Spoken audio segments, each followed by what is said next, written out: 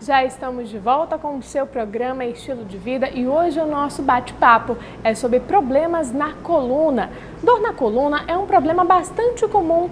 Cerca de 80% dos brasileiros sofrem com alguma doença na coluna vertebral, geralmente causado porque as pessoas passam muito tempo sentadas ou com má postura ao andar ou ao sentar. Saiba como identificar esse problema através dos sintomas e ainda você vai acompanhar dicas como causas e tratamento também. Para falar um pouquinho mais sobre este assunto hoje, estamos recebendo o ortopedista Augustin Malzak. Seja bem-vindo, doutor. Bom dia. Bom dia, muito obrigado. É um prazer estar aqui colaborando com o programa. Bom, para a gente entender um pouquinho mais sobre esse assunto, hoje no nosso bate-papo sobre problemas na coluna, eu já até falei no início, mas a gente precisa entender quais são essas causas que acabam contribuindo de forma direta ou indireta para esses problemas na coluna. O tema é muito interessante, ele é muito vasto, na verdade. Quer dizer, as causas que podem causar problemas na coluna são os mais diversos, né? Quer dizer, principalmente os fatores ambientais, os fatores de trabalho, pessoas que fazem atividades de repetição, pessoas, por outro lado, muito sedentárias. Esse tipo de estilo de vida pode levar a problemas, sendo a causa principal. Agora, claro que há problemas hoje com o conhecimento da engenharia genética, do mapeamento genético, se sabe que há muitos problemas de ordem familiar, aqueles que passam de pais para filho. Mas por que temos problemas na coluna? A gente já falou que pode ser de cunho genético, até envolvendo também a postura, ao andar, ao sentar-se também. Mas por que a gente tem problema? Hoje, principalmente nas cidades grandes, o problema maior é exatamente esse, que nós somos pessoas urbanas. Você entra dentro do seu automóvel, sai, não faz esporte, a vida é sedentária, a alimentação é rápida, quer dizer, não há uma preparação. A gente tem que imaginar a coluna vertebral como uma estrutura do corpo humano que recebe o nosso próprio peso e até mais outros pesos, aquelas pessoas que carregam mais peso. Então é uma estrutura que é o eixo do corpo humano que recebe carga. Quer dizer, tudo que recebe peso, eu preciso ter habilidade para isso. E a estrutura do corpo humano que protege a coluna vertebral é a musculatura, são os ligamentos fortes. Na ausência disso, a pessoa certamente se torna uma candidata a ter problemas de coluna. Mas agora a gente vai para um outro tema mais vasto ainda. Quais são as principais patologias que acometem as pessoas? Inclusive, essa é a pergunta do nosso telespectador que está nos assistindo, está desejando para a gente um ótimo dia. Bom dia para você também, Michael Douglas, que todos os dias participa aqui conosco. Então, doutor, quais são as principais doenças da coluna? Olá, Michael, bom dia. Os problemas mais frequentes são as dores na região lombar, as dores na região cervical, as dores na região do dorso, as dores são mais corriqueiras. Quer dizer, a maioria desses problemas, eles são facilmente resolvidos. Basta que a pessoa tenha uma mudança de hábito de vida, que ela se preocupe com uma boa alimentação, que ela tenha atividades ao ar livre, que ela pratique uma atividade física regular. Enfim, que ela tenha cuidados com a sua postura. Agora, é importante dizer que a postura está ligada a um bom condicionamento físico. Não há ninguém que tenha uma boa postura sem uma musculatura forte. Então, quais são as principais patologias? A nossa produção selecionou algumas mais conhecidas e a gente pode explicar um pouquinho mais sobre essas diferenças, causas, tratamentos também. A gente já começa falando sobre a hérnia de disco. Doutor, o que é essa hérnia de disco? Com o auxílio aqui de um pequeno molde, a gente pode perceber que a coluna vertebral ela é composta de vértebras e de um disco. Esse disco, e o nome é porque ele simplesmente é arredondado, e a estrutura dele é um anel de cartilagem bastante forte e no seu centro existe um núcleo pulposo, como se fosse uma gelatinazinha mesmo, que a finalidade dele é absorver carga, que é o nosso próprio peso. Claro que sozinha ela se torna frágil, se não houver alguma coisa que protege essa estrutura, como a gente falou antes, os ligamentos fortes, a musculatura, enfim, as estruturas que a gente chama de de suporte da coluna.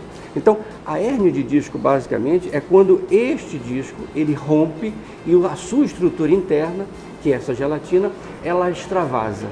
E ela, então, se aproxima muito dos nervos, que passa exatamente nessa estrutura arredondada, que é onde saem os nervos que controlam as pernas, na coluna lombar, e os braços na coluna cervical. Mas a hérnia só acontece quando esse disco rompe ou quando ele pode desgastar também, conforme os movimentos? Não, só quando ele rompe. Quando ele desgasta, ele também é doloroso, mas exatamente pela perda da capacidade de absorver carga. Ou seja, imaginando, a gente pode até imaginar que o disco ele seria comparado com um colchão de água em que a gente anda em cima dele. Imaginemos agora esse mesmo colchão de água com uma quantidade menor, com 50% de água. Então essa estrutura gasta com menos água, que é a menor quantidade de gelatina, ela vai produzir movimentos anômalos, que isso também gera dor. Quer dizer, o desgaste na coluna, na ausência de uma musculatura forte. É importante dizer isso. Mesmo com o consumo natural, as pessoas que têm uma atividade física regular, ela tem menos dor, ou praticamente não tem, comparado com as pessoas que são sedentárias. E como é que funciona o tratamento da hérnia de disco? É cirúrgico, não cirúrgico? Tem realmente alguma intervenção aí? O que a gente pode dizer a respeito desse tratamento? É a longo prazo, a curto prazo? Isso é um ponto muito, muito interessante. E as pessoas precisam ficar tranquilas, porque a hérnia de disco hoje não é mais sinônimo de tratamento cirúrgico. A estatística médica mundial ela é muito clara, é muito nítida. Ou seja, de cada 100 pessoas que têm hérnia de disco na região lombar, 88 ficam bem com tratamento clínico, com tratamento com um médico especializado em que vai elaborar um programa de tratamento. Somente 12 pessoas precisarão de cirurgias. Na coluna cervical, essa estatística é ainda menor. De cada 100 pessoas com hérnia de disco no pescoço, 92 vão ficar bem sem precisar de cirurgia.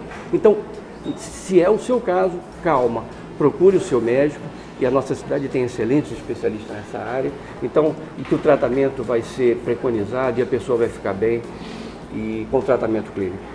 Doutor, agora existe uma outra patologia também que é muito comum entre os brasileiros, que é a escoliose. Explica pra gente o que significa esse termo e em que parte da coluna realmente é acometida por essa doença. A escoliose, ela abrange uma gama enorme de doenças, né?